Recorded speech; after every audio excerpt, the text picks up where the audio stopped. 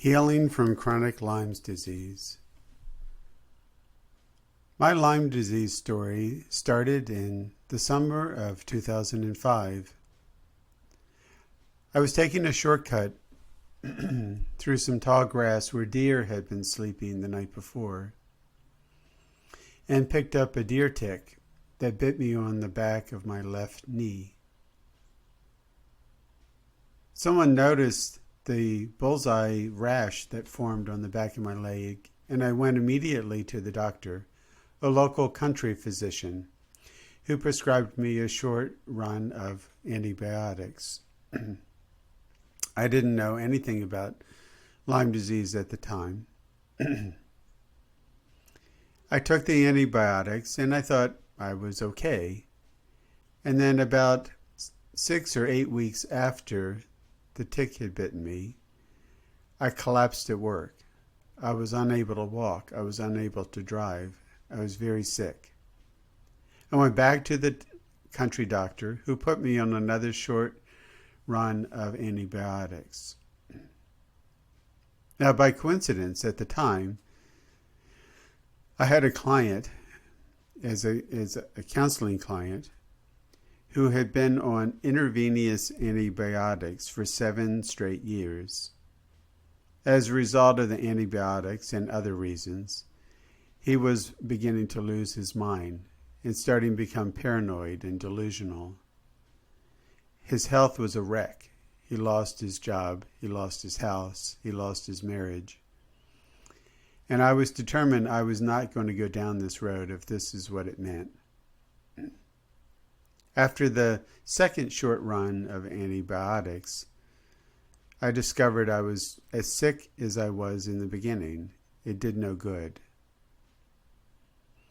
I searched everywhere for someone who specialized in Lyme's disease, but I was told that the CDC does not recognize anything beyond the short-term Lyme disease. They don't recognize chronic Lyme disease as existing.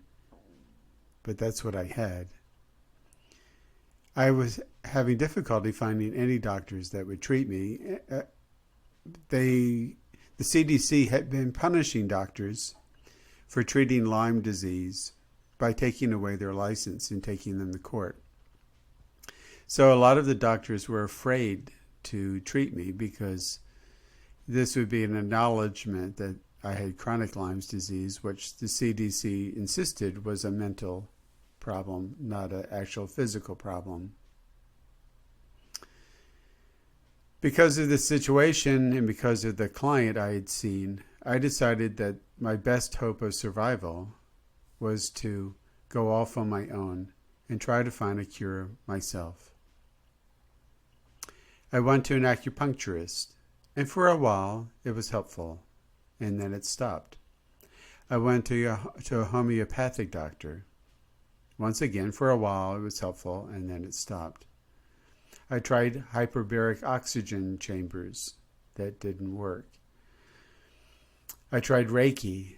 That didn't seem to do much. It made me feel comfortable and relaxed, but it didn't really treat the illness. And my doctor recommended that because my health was declining so radically, he recommended that I check into a nursing home and look into getting a nursing home to take care of me. When he said that, I got pissed off. I was 56 years old. I had no intention of ending my life trapped in a nursing home with a chronic illness that no one could figure out. So I did the only thing I knew how to do. I was a long-time meditator, and I decided to use a sacred mantra, a sacred Sanskrit mantra, to try to find some answer to the healing I needed. So for 3 months, I did this mantra. In the meantime, I lost my job. I had no health insurance, and I had very little support. I was living in a new area, and so I had no friends. I was isolated and alone. So I did the sacred mantra over and over again for 3 months. It was a desperate measure. It was the only thing I had left. And at the end of 3 months, I had an amazing dream. I was riding in a school bus, a reconverted American school bus that was now in Peru. And I was riding along these mountain roads, bouncing along. Inside the bus, there were chickens and pigs and goats and children wandering around, and lots of natives wearing ponchos and funny hats. And this one little boy came up to me. He's small and brown. And he handed me beads, and he said, "These are beads of solitude." And I took them.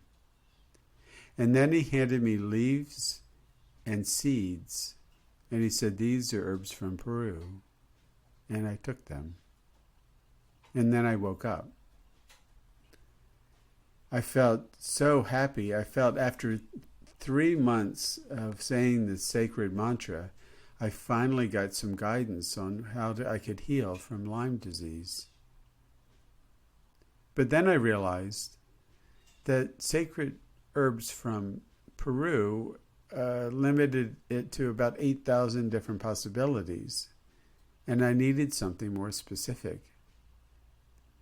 So I went back to the mantra, saying the healing mantra, and I did so for 2 more months. I had very little energy. I had hardly enough energy to go shopping or do my laundry, and afterwards I would collapse and sleep the rest of the day. Felt like I had mononucleosis. But after I came back from the grocery shopping, there was a little newspaper magazine I had bought at the health food store or picked up. And for some reason, it suddenly fell off the coffee table and opened to a page with a display ad for a doctor that advertised himself as treating chronic Lymes disease. This was shocking to me because so far no one had even been able to admit there was such a thing as Lyme disease, much less have a doctor that specialized in that. So I made an appointment to see him. He wouldn't take insurance, which was fine. I didn't have insurance anyhow. And he wanted $350 per visit in cash. And I was desperate, so I paid him. He gave me a complete physical, and he noticed that not only did I have inflammation in the joints, chronic fatigue, and a brain infection, but I also had difficulty keeping my balance. My inner ear was disturbed. The infection had spread to my brain to such an extent that I was having difficulty speaking, and I was feeling more and more isolated. So he said, "I want to put you on a totally different diet. It consists of meat and vegetables. No sugar, no alcohol, no dessert, no pasta, a limited amount of fruit juice." So I was desperate. I took his instruction book about that. And then he reached in his drawer and pulled out some little brown bottles. And he said to me, "These are herbs from Peru." And when he said that, I felt the hair on my neck stand up, because this was the dream I had, and now I was given which herbs to take. This began my long, slow recovery. I took the herbs for 2 years, very faithfully every day, 3 times a day. And at the end of 2 years, I was declared Lyme-free.